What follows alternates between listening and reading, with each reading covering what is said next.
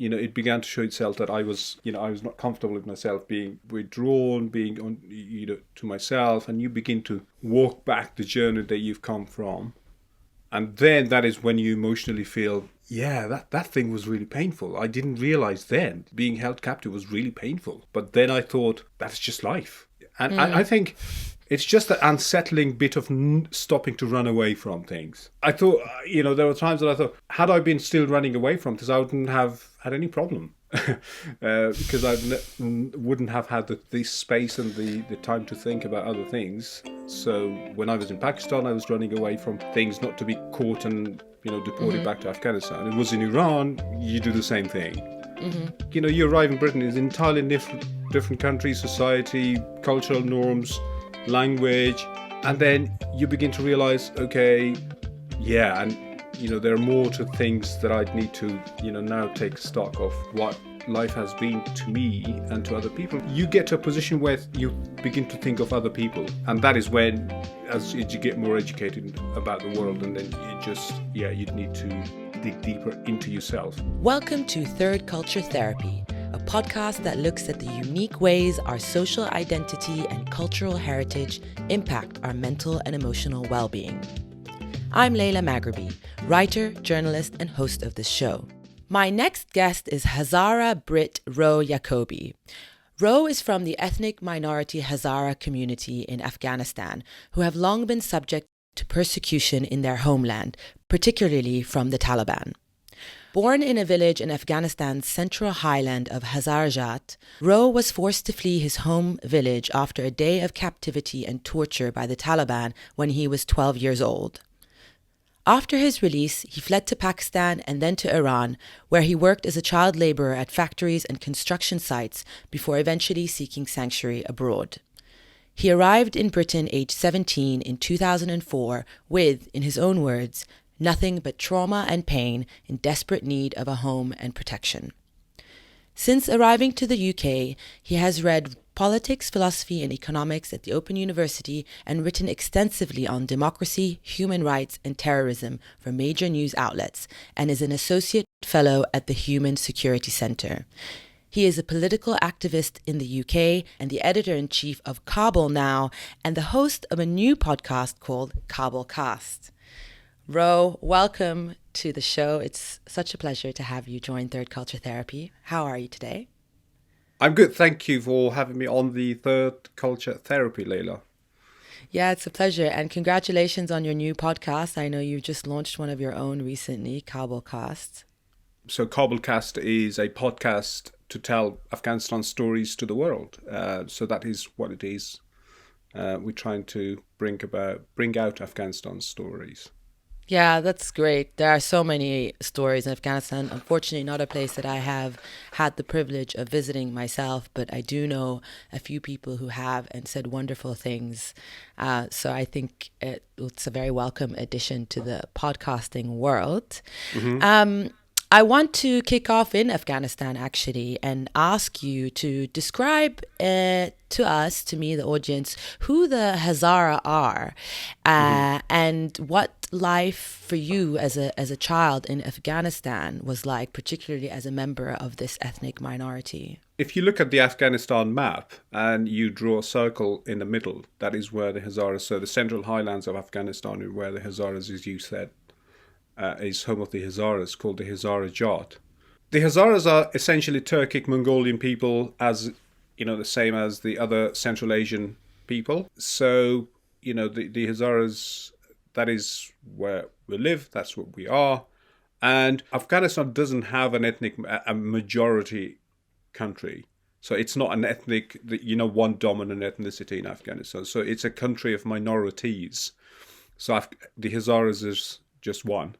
And because of Hazaras have been persecuted throughout the existence of the Afghan state. If you look at Afghanistan today, the state was founded on the crushed bones of the Hazara people. In the 1890s, at least 62% of the Hazara population were wiped out, either killed or forcibly displaced. Their lands were confiscated. And ever since we as a people have not really recovered from it. And, we continue to live under the shadow of that. And after that, being a Hazara, in a sense, became a crime. The Hazaras were subjected to continuous persecution, pushed to the bottom of the Afghan social hierarchy. And as a community, that has not really stopped. So what started in 1890s have not really stopped, and is continuing to this day. You've spoken to the historical sort of origins of this persecution, and I wonder, in the modern or more contemporary context, how did that persecution manifest for you and the community that you grew up within in the late 90s, early 2000s? So the Hazaras are pretty much, because the Pashtuns have been the dominant force in Afghanistan, so they've been ruling Afghanistan. In a sense, the word Afghan is contentious for a lot of people in Afghanistan. Non-Pashtuns normally call the Pashtuns Afghan. So Afghanistan means the land of Pashtuns. And that is why anyone who's not Pashtun is not an Afghan. Because of the Pashtuns being the dominant force and the ruling ethnicity in Afghanistan, the persecution of the Hazaras have been done largely by them. Whoever been the ruling dynasty in Afghanistan have had one of their persecuting and oppressing the Hazaras have been one of their things.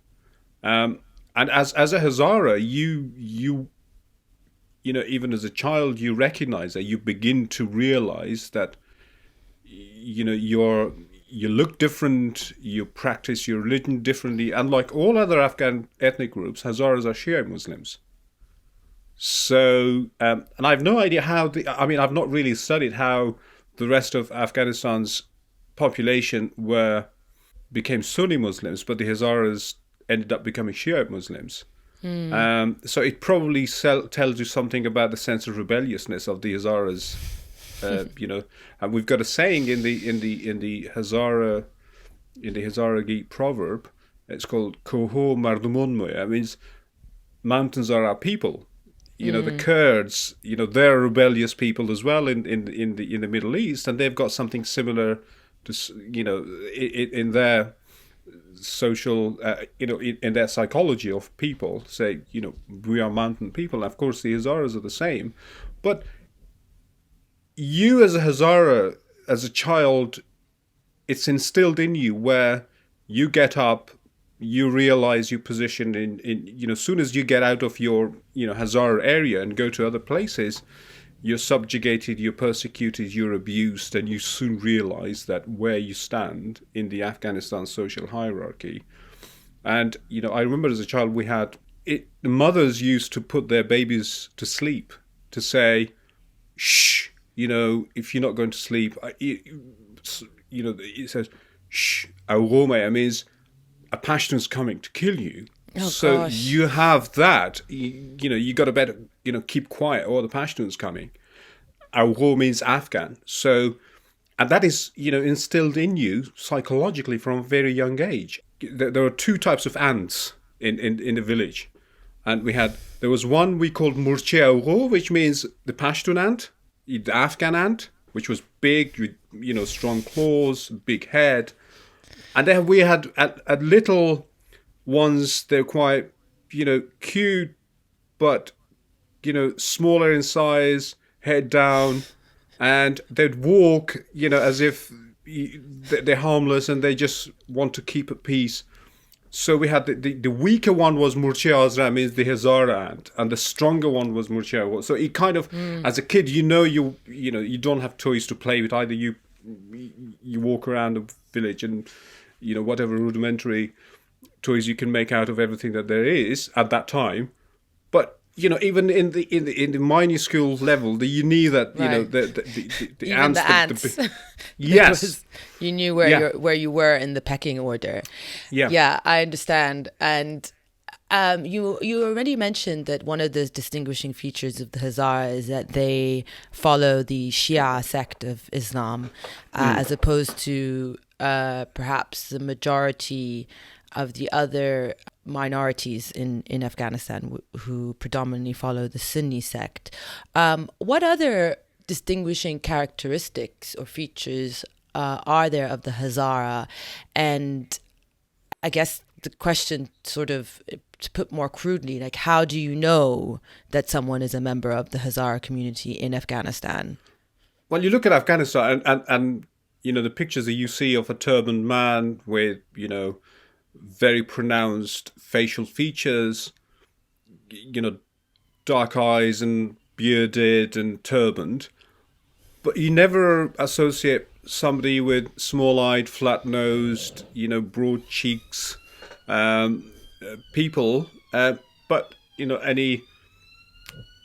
That is that is what separates not just the religious sect that they follow, but also the feature, the facial feature. I mean, racially different. So we're more Central Asian Mongolians rather than Middle Eastern, South Asian. So the origins goes back to that part of the Central Asia and then far back.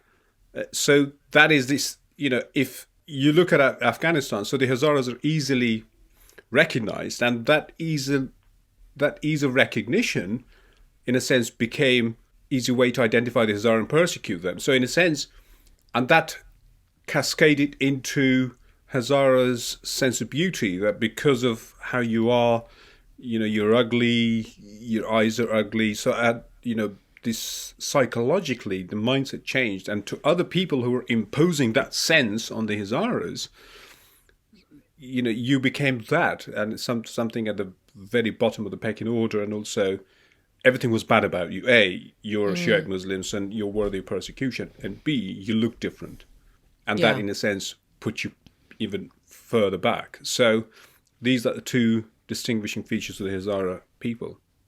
Yeah, that's. I mean, the idea that you are sort of being persecuted within a land and the country that you call your own by people who govern you, and that it's so easily doable because of these very physical attributes that you have. So it must be an incredibly scary existence to inhabit, because there's no real escape or hiding. In fact, that might explain the mountainous, I suppose, residency. But also, I've heard you describe in previous interviews with yourself about living in your community where it was, for large periods of time, cut off from the rest of the country and cut off. Like isolated purposely, so such that you and your family and your community suffered extreme deprivation and access to materials. Is that right? And food. Yeah. So in 1997, I mean, the what happened to the Hazaras is quite a fascinating thing. Until during until before the Soviets went into Afghanistan. So Hazaras, in a sense, had this sense of, uncomfortable situation, being poor, being persecuted, being at the bottom of the, ranking of Afghan society. But what happened with the, Soviet invasion of Afghanistan was the Hazaras realized, okay, the jihad against the Soviet Union or the Soviet-backed government became, in a sense, I think it had, for me, I look at it as Hazaras found themselves, because prior to that, Hazaras, successive Afghan rulers, A, had persecuted the Hazaras, and B, deprived them of the means to emancipate themselves. Either, the Hazaras were not allowed to own guns, the Hazaras were not allowed to go to university, they're impoverished, and all things that came with that, keeping the Hazaras in check. But what happened during the Soviet invasion and the fight against the Soviets? Every ethnic group tried to play their part in fighting the Soviets, so it became a jihad. And the Hazaras came to this awakening, and the groups that operated as factions to fight the Soviets, they came to realize this is an opportunity for us, A, to own guns and fight the Soviets, and also claim a place for ourselves in the Afghan society. And it just began from there. And so Hazaras began to gain some power because of, they had experience in fighting. And when the Taliban came along, the Hazaras were their arch enemy. Because one of their first acts after they, during their capture of Kabul is they killed the Hazara leaders. Prominent figures within the Hazaras who were leading the fight against the Soviets and who were playing a big part in, that one of the figures, that kid, he's been the central figure in the awakening of the Hazaras about their own self-identity or self-awareness is Abdulali Mazari, for example. The Hazaras refer to him as their Baba, as their father figure, and he was killed by the Taliban in a very gruesome way. And from then on, the Hazaras became blood enemies with the Taliban. And now, because of our geography, we are all surrounded, A, by the mountains, and B, by other people. Specifically the Pashtuns on the east and south. And so when the Taliban began to, take places around the Hazara areas, the Hazaras were resisting, especially there was a fight in the east, in the northern city of Mazar-e-Sharif. It's quite, and so the Hazaras were resisting there, and they, during that fight, the Hazaras killed a few thousand Taliban soldiers. And that became the sense. To punish the Hazaras, the Taliban imposed a blockade in 1997 to, 1999.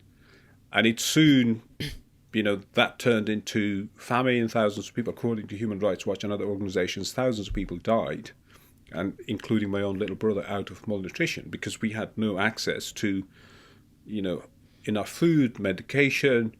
And of course, we were just right in the edge of, the Hazara and the Pashtun areas. On the other side of the mountains were the Pashtuns, they had access to food and everything, and this side of the mountain we had nothing.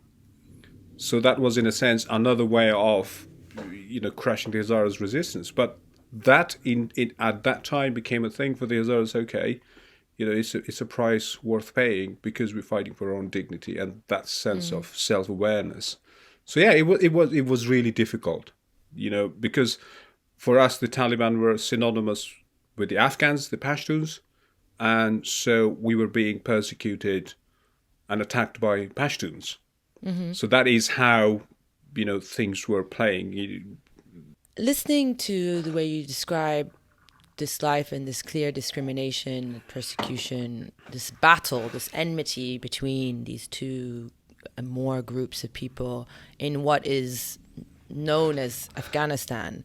Yeah. What strikes me is that for the rest of the world, outside, we look at Afghanistan, we look at it as one place.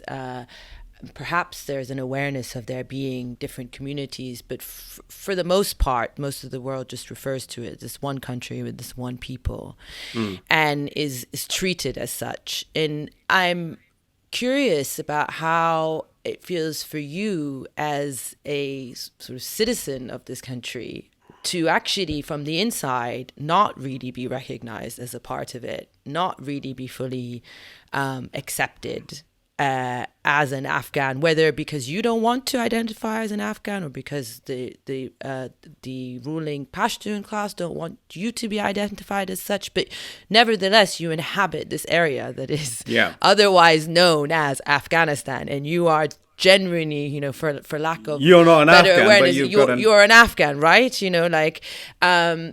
How what does that create in terms of your sense of identity, and sense of belonging and understanding of where you are and who your compatriots are as well?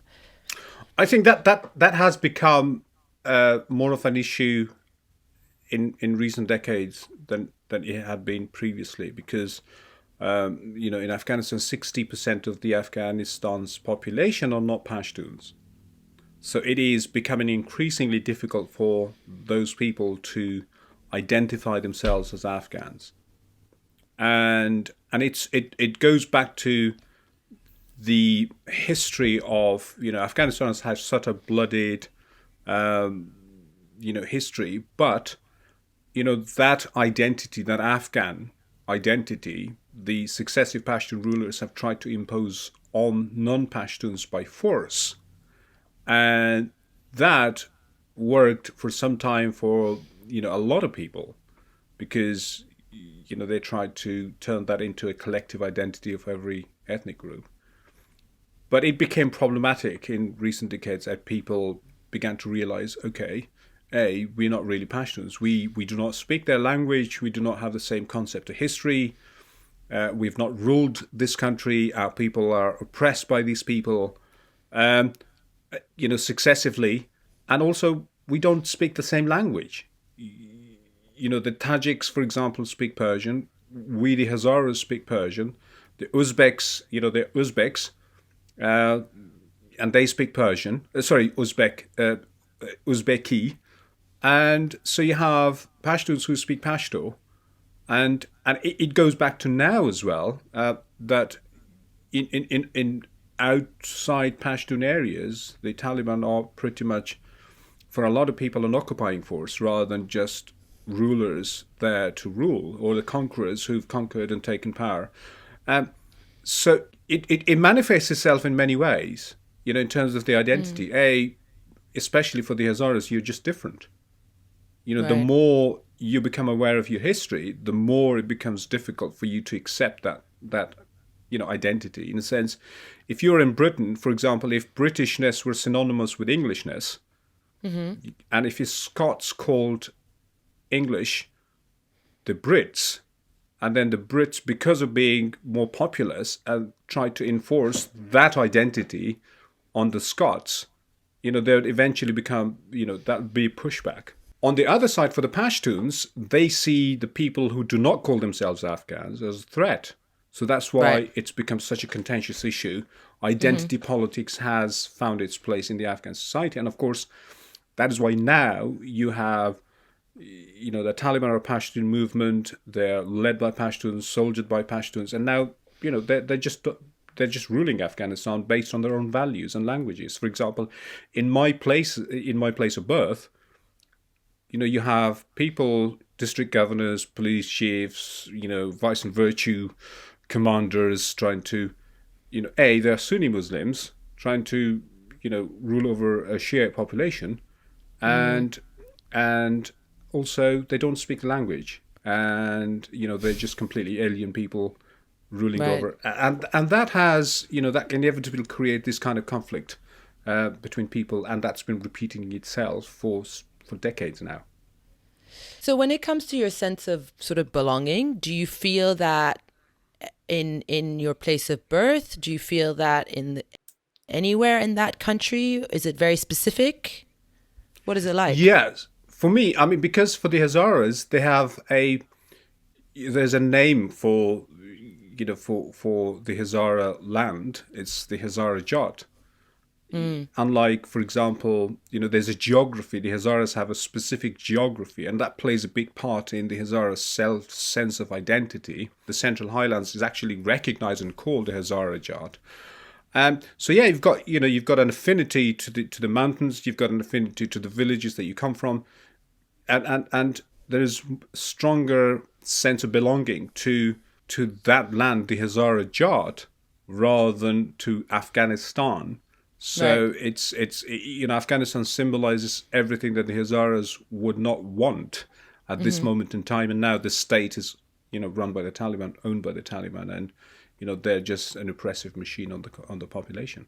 We touched briefly on the sort of one of the main distinguishing features being the physical difference in look of the Hazara that makes them easily identifiable, and you touched on how that has an impact on how you feel about yourself and your concept of beauty. Was that something that you experienced yourself growing up, that conflict with the way you look, and or even afterwards, not when you were growing up, but as an adult? Have you faced that For me, it was a bit different because the part of the country that I came from, part of Hazara that I come from, my father was a known figure.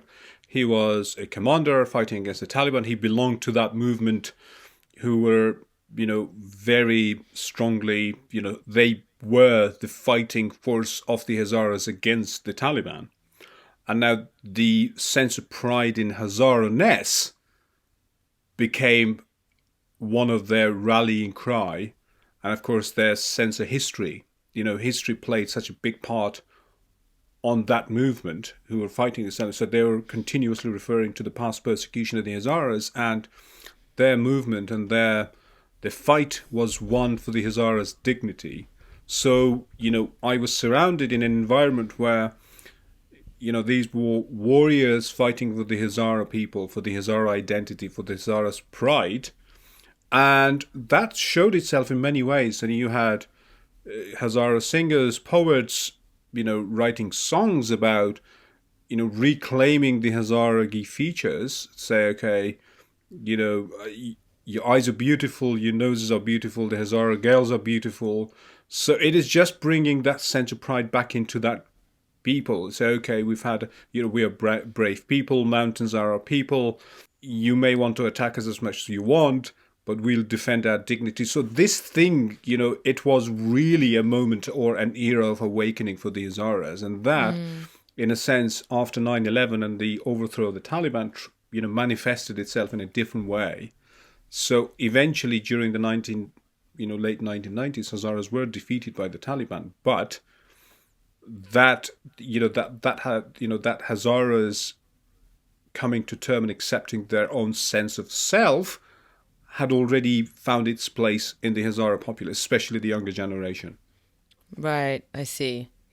So you grew up in an era where there was this resurgence of this particular identity and of a pride that was being built around it, and also a certain defiance. Yes. Yeah. That this is our opportunity, that this is our time. Yeah. We had a flag, we had a faction, we had a sense of, a governing structure. The entire Hazara Jat was controlled by one group, and this group was the government, this group was the army, that this group was, the leadership of the Hazaras, this group represented the Hazaras. So this was the group, young men and going there and giving their lives fighting for the Hazaras. So this became the thing, and they, in a sense, symbolized the Hazaras' sense of, we've risen up. We have we found our place. And that movement began during the Soviet invasion of Afghanistan. I see. But then for you, that experience was also somewhat cut short by personal persecution by the Taliban when you were taken into custody at age 12. Is that right? And so in 1999, the Hazaras were defeated, the Taliban took over, and now because of my father's position, it was inevitable that the Taliban would go after the family. Now, my father had already left. They began to go after people who were associated with my father, and then, the circle got closer and closer to the immediate members of families. And then it came to a point where there were not any older adult male left of the family who had not been detained.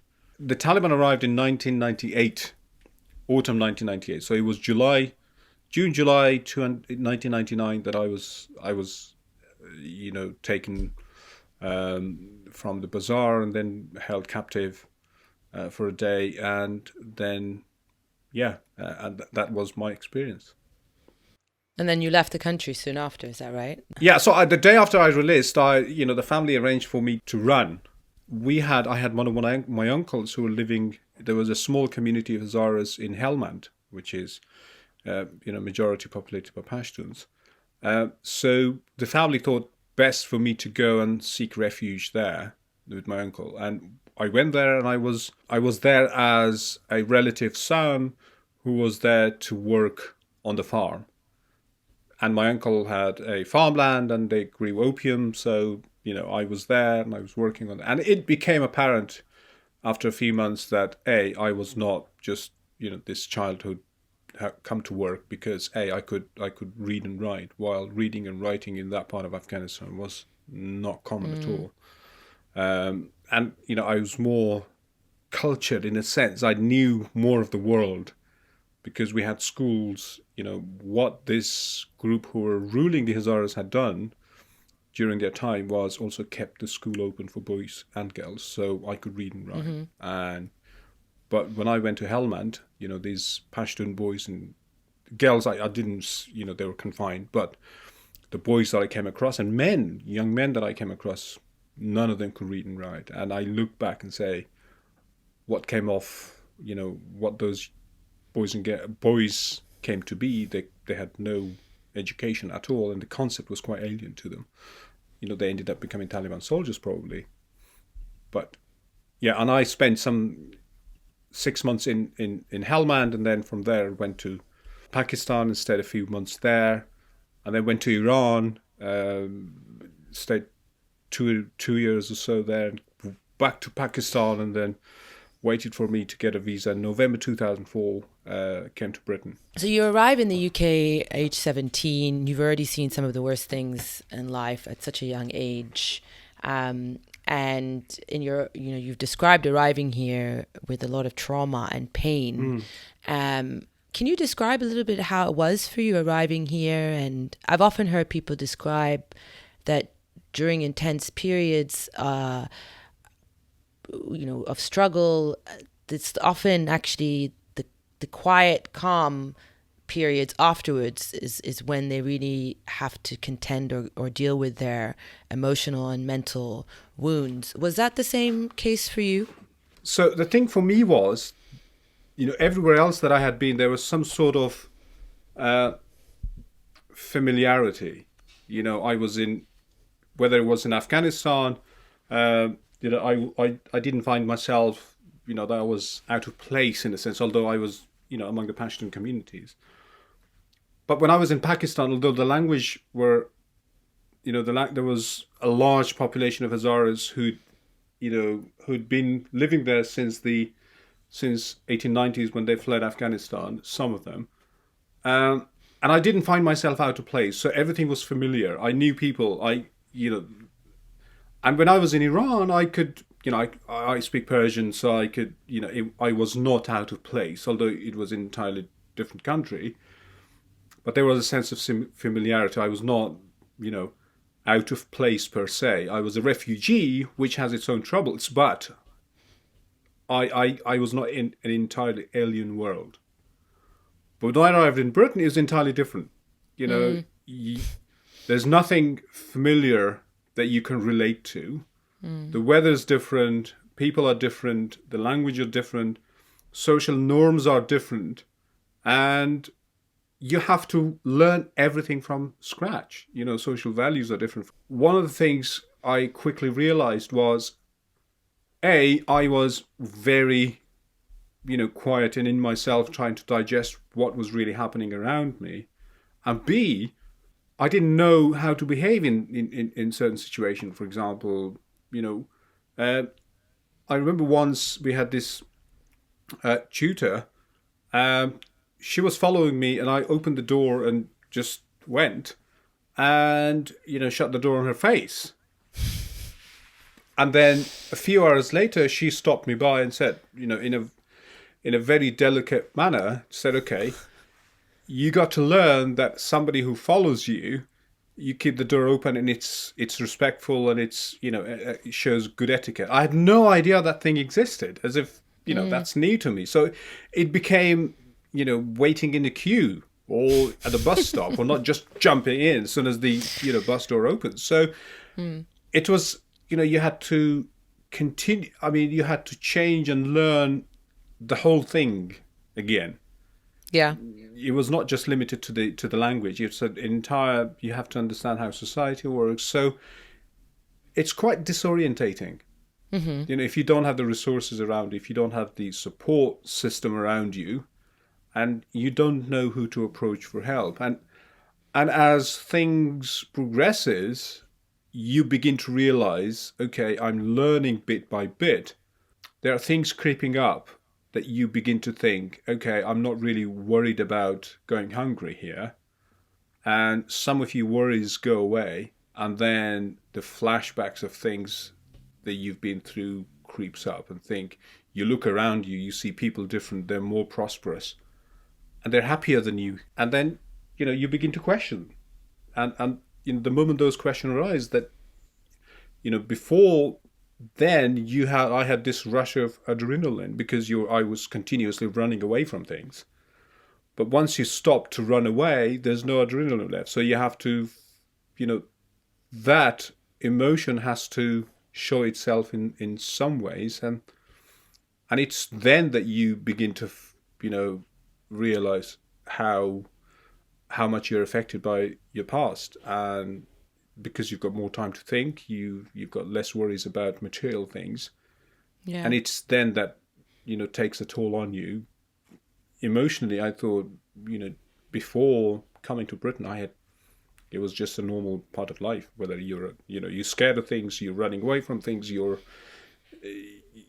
cry, you laugh. It was just life. But it's just that moment where you stop running that you begin to run from yourself.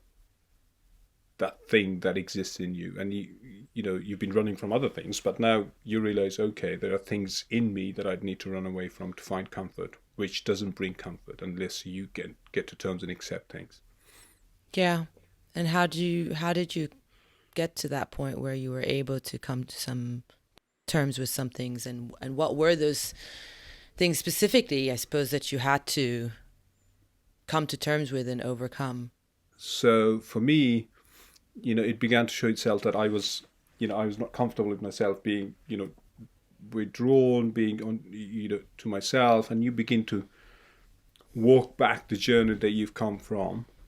And then that is when you emotionally feel, yeah, that thing was really painful. I didn't realize then, being held captive was really painful. But then I thought, that's just life. And I think it's just that unsettling bit of stopping to run away from things. Right. That I thought, there were times that I thought, had I been still running away from this, I wouldn't have had any problem. Because I wouldn't have had the space and the time to think about other things. So when I was in Pakistan, I was running away from things, not to be caught and, deported back to Afghanistan. It was in Iran, you do the same thing. Mm-hmm. So, but, you arrive in Britain, is entirely different country, society, cultural norms, language. And then you begin to realize, okay, yeah, and, there are more to things that I'd need to, now take stock of what life has been to me and to other people. And I think you get to a position where you begin to think of other people. And that is when, as you get more educated about the world, and then you just, you realize, yeah, you'd need to dig deeper into yourself. Was there any sort of professional assistance that you sought here in the UK, or was there any aspect of your culture, practices, philosophy, religion, even the history that you drew on to get you through this time of self-reflection and processing that you're describing? I think for a time I became very depressed. Mm-hmm. I had, I sensed very severe anxiety.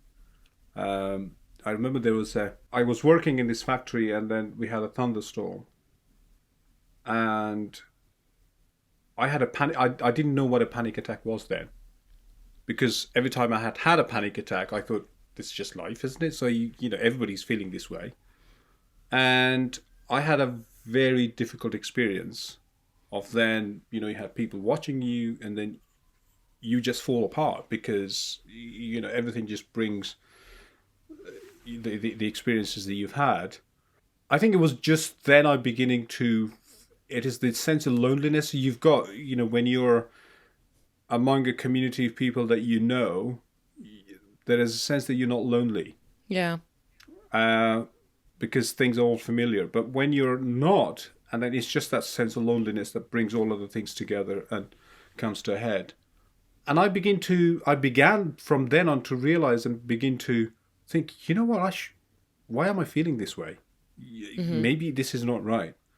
And there were times that I would, I was driving by then. It was 2006. I'd feel so emotionally distraught, which I could not explain it to myself.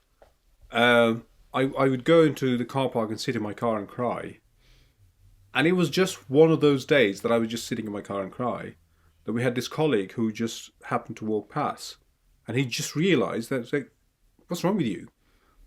He came back and sat next to me in my car, and we chatted, and I said, look, I'm feeling this way and I just don't know what to do. And it was the first time ever that I really talked about my own emotions. Wow. How old were you at this point? So 2006. So you do the maths. 19. So it's a couple of years after you've arrived. Yeah. Okay. Mm-hmm. And so and then he said, why don't you go to the doctor? And so I think the question that I asked him, do you feel this way? I said, no. Nobody should feel this way. And he was one of those guys that I really liked him. And he said, look, you go and speak to your GP. And I came home and I listed a list of symptoms that I had, and I was, having panic attacks. I didn't know why I felt that way. And it was then that I went to seek help. I don't know, probably the bravest thing in my life that I've done. And I went there and, spoke with the GP in whatever limited English that I had. And I just felt, and he referred me to a therapist. And so me opening up to the therapist, instead of her being able to help me, she was sobbing in every episode. Oh, God. And then, we had about 10 sessions or something. And it just became that. And I think I tried to self-understand myself a bit more from then on. And then from then on, I think, and also you look at I knew I was in a difficult place, but I could not tell myself what it was. Right. Or I was kind of in a total sense of rejection that I had not accepted, okay, I need emotional therapy or psychological support in order to get through what I've been through.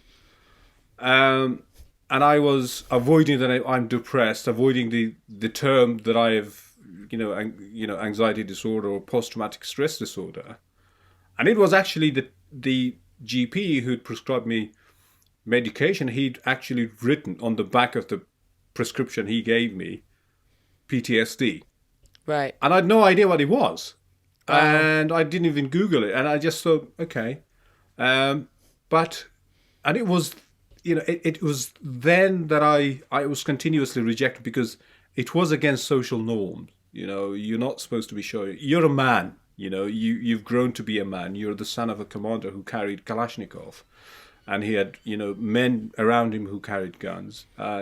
You're somebody who at the age of 7 were able to dismantle and, reassemble a Kalashnikov in a minute. And you're able to shoot. So it was just that sense of, boy turning into a man, not showing weakness.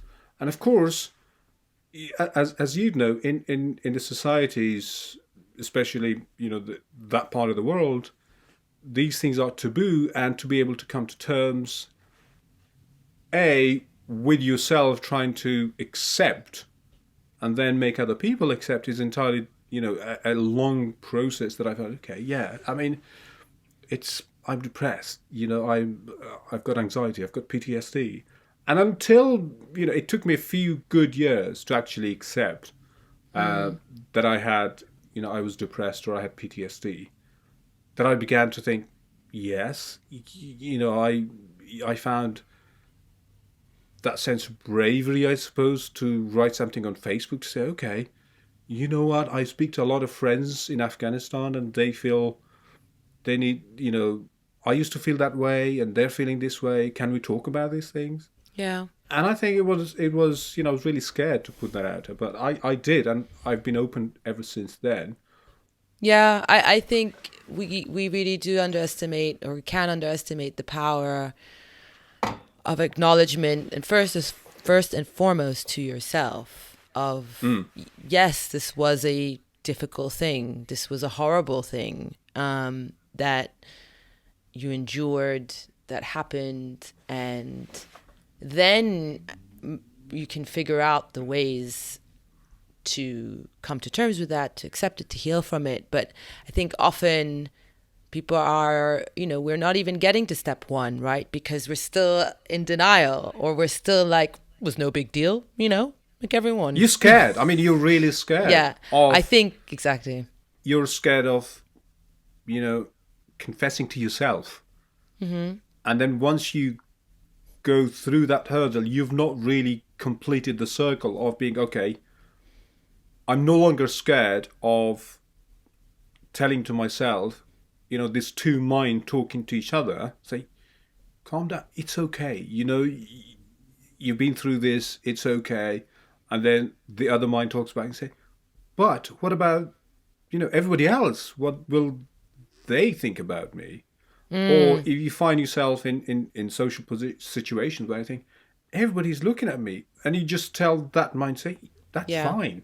It's, it is these two brains, in a sense, the two people in your head trying to talk each other out of, that position that you find yourself in.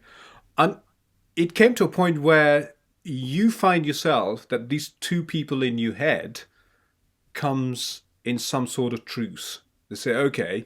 Yeah, there is, let's agree to disagree on certain things, but let's agree together that it's okay. Yeah. We're not going to be in conflict with each other. When you feel certain ways, you tell me, and then I can feed back to you and say, okay, yeah, I get what you feel. Right. But give it time, it will pass. And I think every time I have been, I think that has become my mantra, in a sense, that give it time, it will pass. Yeah. It doesn't matter how low sometimes I am, but I know that give it a bit of time, tomorrow you'll feel a bit better. And it's just that other person, the person that is scared, the person that is fearful of, the social stigma and the judgments and everything that comes with it, in the end comes to realize, this other bit, this number one, number two people, I accept your reassurance, in a sense that you'll be fine. And I think over time, as you grow, it is just that the other person in your head that's trying to calm you down, if you've had the right amount of support and network around you, if you let that person prevail, but it doesn't come easy, and it's it's a full-on war. I mean, sometimes there are rockets flying back and forth, and it takes a lot of energy. And once you get some sort of truce in your head, say, okay, that happened, and also, this emotionally rational bit trying to convince the other, I get you. Let's give each other a hug. And then when you get yourself into that position where you've had a hug with yourself, it is just accepting, okay, you'll be fine. Yeah. And that is the point where I think, I got to where I thought, it's some sort of liberating thing to come to that kind of truth. And I've always kind of, I've always I've got it to these two people in my head. That's how I kind of conceptualize it in my head. Yeah, 100%. That makes complete sense to me.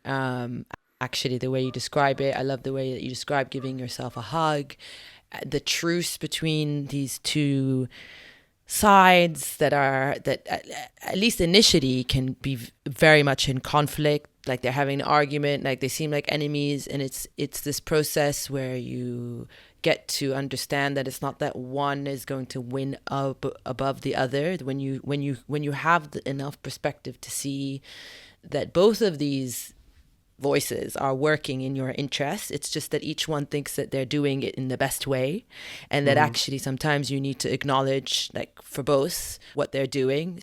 I think you'd need to give yourself a lot of time for that to mature.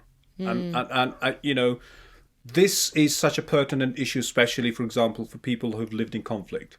And unfortunately, a lot of those people, majority of those people, whether they stay in the conflict zones or they get out and find some sort of place of security in the West, they unfortunately do not get to have that experience of finding space for these two people in their head to come to some sort of, or because of the social baggage that whether you're it depends whether you're a man or a woman. If especially you're a man, this macho character in your head who's trying to say, okay, yeah, that bit who's hurt, that person in your head who's hurt. And it can happen if you're not careful. This other person can really give that vulnerable part a good kicking and say, man up. And that's a dangerous thing. And I think it takes time. And if you do not get the right support, this other person in your head who's trying to calm the other bit could go in the wrong way. Yeah. And it could turn into a very nasty person to say, okay, you're a man, you belong to a society who, you've got to be, you've got so much testosterone that, you might just give the other person a slap, and then in the end you both lose. And I suppose I've been lucky to come to meet people who've been open themselves and then open my own horizon into that world. I find myself incredibly lucky to have had to meet people to get me think, get me read, get me, open doors that I otherwise would not have had opened. And unfortunately, and that's why, this podcast is so important, that you make people realize that that door can be opened to you as well. But just to make sure that right level of support does not exist for a lot of people. And that's when we're talking about this now, putting it in this, in this way. I hope that other people think about, okay, that guy in my head, it better mature up, read, open his mind to ensure that really he cares or she cares for that vulnerable bit. Yeah. So, and it can be a very lonely experience for both of them. Definitely.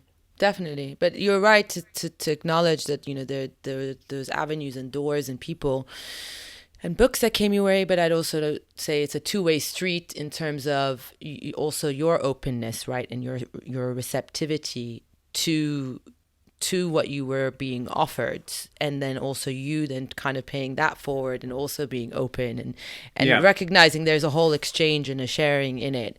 But I want to touch on what you said about society and the sort of expectations or traditions, ideals around, mental health, and particularly men. I wonder, in the Hazara community, we've spoken about this history, this long-standing history of struggle and of fighting back, fighting for survival, and persecution, starvation, blockade, etc., torture. How has, with all of that being such a continuous struggle underlying the Hazara community, what is mental and emotional health like within it? Is it acknowledged? Are the struggles acknowledged? And how do people overcome or find some balance within themselves? Are there particular philosophies or practices within your community that you think maybe help, or conversely, are there certain situations in which you think actually this is maybe stopping people from being able to acknowledge and progress or overcome?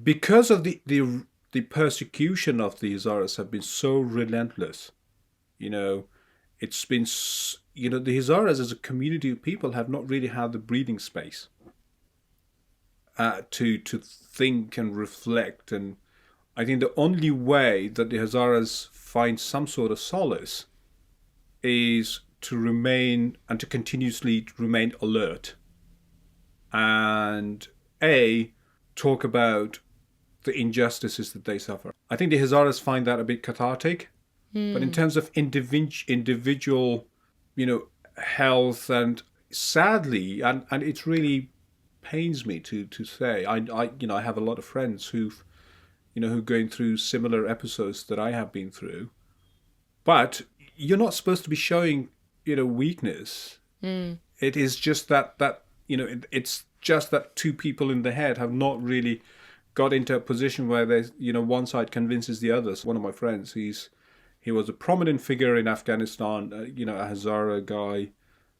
in the field that he was working in. I asked him, how are you emotionally? And he said, look, when I was in Kabul, for me, life was just normal. You'd go out. That was a normal life. You left your home in the morning while knowing that you may not come back. But that didn't feel extraordinary. They just felt normal. But now that I am in the West, and I've come to a point where I really don't know what I'm doing. And I asked him if there was 1 to 10 from the, how well you feel at this moment emotionally, physically, and it just affects you in every manner. Where would you put your sense of wellness? And he said minus 10,000. Wow. And I said, let's talk. And he said, there's no point. And I said, well, I've been through it. Let's talk. And I said, can we get some support for you? And he said, no. And it is just that, you continuously have this big, weight on your shoulders to say, yeah, I can't afford to show weakness. I can't afford to, to reveal that, there's this other person in me that is really hurt, and it's crippling me, and he's just so weak and hurt that, it's really affecting me physically. But it's the prevailing order within, you cannot separate the Hazara community from the rest of communities of people that exist in that region. Yeah. And it is still a big issue in the West as well. So it is such a taboo, and it's more of a taboo in places where any sign of weakness can result in your demise and your death. So Yeah. I think it's just that is preventing a lot of people to confess to themselves or come to some sort of ease or sense of peace with themselves. Yeah, that makes, unfortunately a lot of sense, what you say, particularly about, living life in this constant state of fear and heightened alert, regardless of the fact that we know that not to be ideal. If that's what you're used to and your body is used to and it understands that's it becomes a very jarring and difficult thing to comprehend with a different state of being when you are in a place, let's say, where you're technically safe but you're not mentally so. Yeah. But also your point about the Hazara community not being separate, it is unique in its own identity, but also it exists within multiple communities in Afghanistan that are all in many ways grappling or struggling with the same thing, particularly in the last couple of years, and which is what I want to touch on.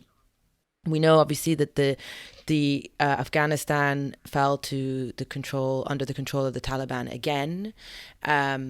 Just a little under 2 years ago now. I can't believe it's already almost going to have been 2 years. I just had a shocking moment there because I was reporting. So at the time, I was a correspondent in the UK. I was reporting a lot about that, particularly with the arrival of Afghan refugees to the UK. Yeah. So I can't believe that it's already almost 2 years. But what you're saying about refugees who've arrived here, it particularly was such a harrowing, very difficult evacuation, very quick process where the whole government collapsed and the Taliban, after 2 decades of them not being around, came back in power, and all of the sort of hardline policies that they returned to the country. And I guess to ask you, how has that impacted you personally, sort of witnessing this return to something that you fled 2 decades ago? And you're also an activist. You're very politically active. You write a lot about Afghanistan, about security, about terrorism. You have obviously your publication, your online publication, and now this podcast. So, and you're also politically active within the UK government sort of political system. How has it impacted you to witness this all sort of crumble again? Well, it was personally, incredibly difficult, because at that time, when you're a child and you don't understand the world as you would, it is not as painful as you think. It's not affecting you as deeply as it has done to me now. I went to Kabul in April 2021. I knew, how things were. And of course, 20 years of non-stop, for the Hazaras especially, the Hazaras found that as an opportunity to experience another way of emancipation. That is to, educate themselves, to push their girls to school, to push their boys to school. And for that to come to an end, you as a person become somebody who understands the values of those things. I mean, if I had not had been educated, had not been to university, it would have been painful in a different way, but because of the things that I do and because of the things that I'm active in, it became incredibly more painful. And because of me personally being engaged in, it became really hard. And it became personally painful, to be engaged in it. And also being politically known in some circles, trying to affect and bring about, bring people in. The British government was incredibly, awful in that sense. To see, and you look at the evacuation, for example. I mean, because of the position the Hazaras found themselves in, and they were not as well connected, and because they were not well connected, there were not many Hazaras who were evacuated. Yeah. So it became, there was a sense of injustice in that. I mean, we often talk to my friends and say, being a Hazara is a disadvantage wherever you go. At the beginning of this podcast, we talked about, the persecution of Hazaras that began in 1890s. We've not really recovered from it. And that continues to this day. And even if you're in the West, you're still disadvantaged and advantaged because of the things that you lacked in Afghanistan. You'll inevitably be lacking here as well. So that, the collapse of the Afghan government was painful, although that government had been incredibly unjust to the Hazara people. But to lose that, and then the following, to understand the whole consequence of the whole thing falling apart was one thing, and also to realize how unjust the whole process were, after that was again, very difficult to stomach as well, especially when you're in the West and you see, you're reminded again that in the end you're a Hazara, and then you're still such a, such a struggle to be one. Like you're still being treated as a sort of secondary afterthought, or a secondary citizen, not in the primary. And you have to doubly work harder to prove yourself. And that's why there is a sense of awakening within the Hazara diaspora in the West. And because of that sense of injustice, the Hazaras are more well organized than all other people. Okay. How so? And it is because of the experiences of the Hazaras having in Afghanistan, and also that sense of awakening of embracing their own, identity and history. It's painful, but people have comfortably embraced it. It is difficult, but people are at ease to say, okay, I'm proud to be who I am. But there is, on the diaspora side, they feel a sense of incredibly strong sense of responsibility. There are not any Hazara that I know who doesn't strive to make things better for the Hazaras in Afghanistan. And now because the diaspora's got a lot bigger, you get anything that happens inside Afghanistan, you have the Hazaras gather in Western capitals, protests, getting politically engaged, getting in touch with political systems. For example, in the British Parliament, there is a Hazara all-party parliamentary group, and there is one in Australia.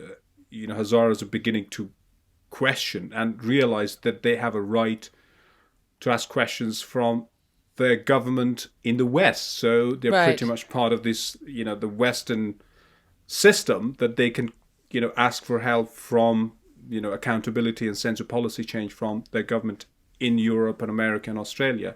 So, yeah, and that is something that is incredibly important. And that comes about out of a sense of deep awakening, deep realization of responsibility. I think it's just that responsibility, whether you're a bricklayer or a taxi driver or, a student, when something happens, everybody knows that I have a responsibility towards that people and the injustice that continues. Yeah. And I suppose, you said how the Hazaras are coming to terms with their situation. It is, I suppose, one way that the Hazaras are collectively trying to, direct their energy towards.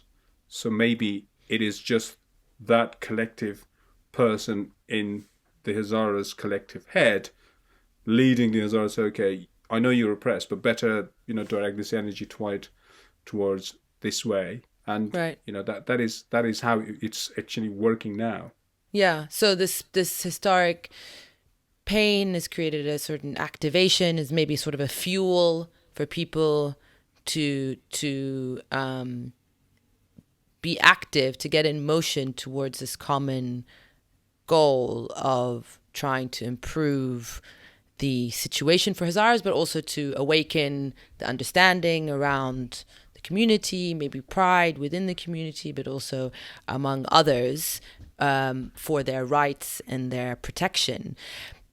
Which sounds like a beautiful thing, but also given the topic and what we kind of know personally, also comes with this, as you called it, a responsibility, and with responsibility can come certain consequences, if not well managed. And so my question to you is, how do you manage carrying this responsibility, which sounds very much like something you're proud and love to do, but have also recognized has this burden within it? How do you personally, Israel, how do you manage the balance, given that what you are aware and understand of your mental health and the struggles that you've been through before? What do you draw on? I am a political geek. I find myself, I can find my way around politics, and I like it, and I've read, and I have... And everything that I do, I suppose that it's there is something in it to say, okay, you're doing it because you have a moral responsibility towards people who cannot do it. The fact that, we're talking about mental health, there is a sense of responsibility in me to say, okay, you need to do this because there are people who cannot do this, whether you're in Yemen or Syria or, Palestine or, Pakistan. It is just, that I suppose a lot of people, in different parts of the world could relate to what we're talking about. What I'm talking about is not specifically about the Hazaras, but me being perceived as a Hazara is an important thing, because being seen as a Hazara, being active in a Hazara, being my face shown around, it is important, because the Hazaras I'm an activist. I want to, there are things that I'm good at and there are things that I'm not good at.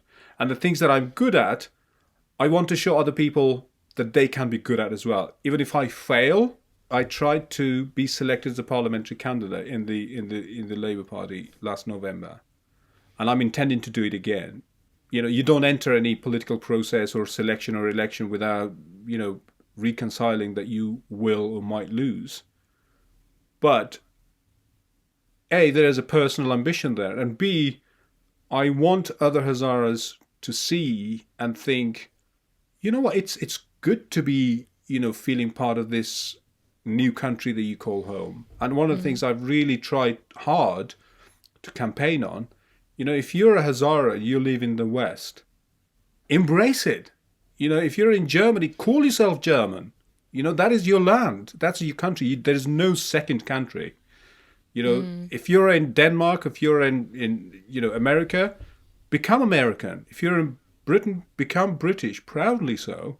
Because, there are things you may not like about the host country, but there are a lot of things that you will.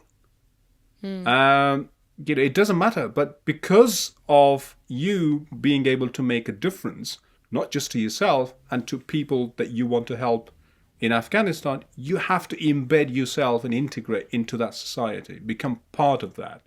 Once you're part of that, and that involves, as an activist, as much as people's lives in villages in Afghanistan is important to you, what goes around that village should be important to you. What the security, the peace, the economic well-being of people. Once you've got that, internalize it and look yourself and embrace everything that is around you. Then you can find your way around and think, yes, I can be useful here. I can be useful to other people as well. And for me, it is just that. And my main mission, I suppose, is I call myself a British Hazara or a Hazara-Brit because I've embraced this country. This is my country. Nobody else would have come to say, okay, please accept this country is yours. I have to do that myself. It's a two-way citizenship, a two-way street, give and take. And for me, it is just that if anyone is to, anyone that I talk to, why you're active in the Labour Party, why you want to do things that I do. And I suppose it's just that's being able to participate as a citizen. That is something that we were robbed in Afghanistan. And that is the key thing that I want other people to do as well. Become a citizen and practice every right that you have. Do you think that's that practice that it sounds like it from that really beautiful explanation that you just gave, that it's that sort of activity that is bringing you that balance or maybe creating that space within you to process and overcome and heal. Is that right? I mean, that's what it sounded like to me, but do you feel like that is what helps you? Yeah, and it gives you the sense of purpose, I suppose. Yeah. If you're, if you're a refugee from Afghanistan, a Hazara, in a town in Canada, for example, that is your home, right? And the well-being of people in Canada, in that village, in that town, should be important to you. Once you've embraced that, you will become a Canadian citizen. And once you're a Canadian citizen, you would need to be able to practice that citizenship right and the responsibility that you have towards that town and that people. But once you've been able to practice and fulfill your obligations as citizens of that place, you will inevitably get yourself into a position where you will be able to help people in the village that you came from. Otherwise, you will just be that irrelevant, lonely refugee that you are. And I think that's not going to help you. That's not going to help people. So it is being able to find a purpose to channel the energy that you have. And everybody's doing it differently, whether you want to protest. For me, it's about, I became a British citizen. I joined the Labour Party. And I did that, because I really get excited about politics because, why not? And B, I'm a political geek and I've got my own personal ambition. Yeah.